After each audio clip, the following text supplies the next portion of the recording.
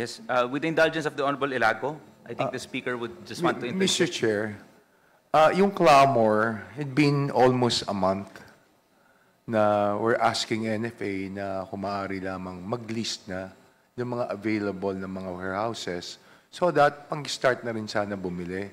Kaya baksak ang presyo. One, because yung importation nga kaya humingi kami ng mahabang palugit na para matiyak din ng ating mga traders, local traders, yung mga rice millers, ay bumili para dito na magumpisa na tumaas ang presyo ng mga locally produced na mga palay.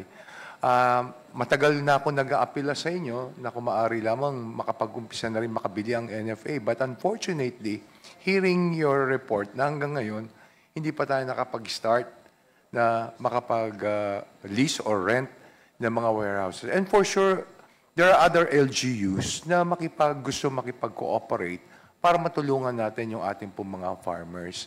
Kaya once again, we are appealing to the Department of Agriculture, Senator Kiko, and the NFA, sana mabigyan na natin ng kaagarang solusyon ito para makumpisa na rin. Kasi ito na yung kasagsagan ng pag-aani. Marami pa nga rito ay talagang yung presyo nila talagang hindi pa tumataas sa ibang lugar.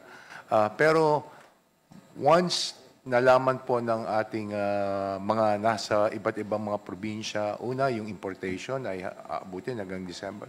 For sure, ang ating pong mga local traders or mga rice millers dun sa mga particular na mga areas na yan, bibili ng mas mataas ng presyo, hindi na po 8 piso. Sigurado yan, aangat at tataas na po yan.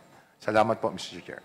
Mr. Chair, Yes, Kiko, briefly, just to Mr. respond Chair, to the Honorable Mr. Speaker. Speaker's Actually, meron na kami mga narentang ilan na warehouses since but yung maramihan na 64, hindi namin magawa yun now.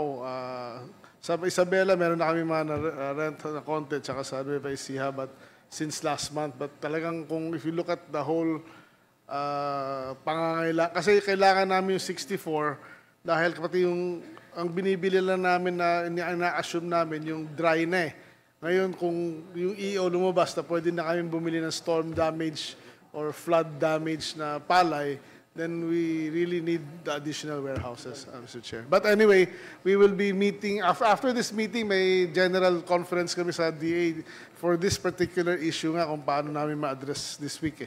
Thank you, Sige, Mr. thank you for that. Anyway, Secretary, just to clarify, just to confirm, ready kayo in the event na dumating na yung EO, yung cash, you are ready to implement it instantly. Kasi yes, time is of the essence dito. the warehouses have been negotiated na We just need the authority, Mr. Chair.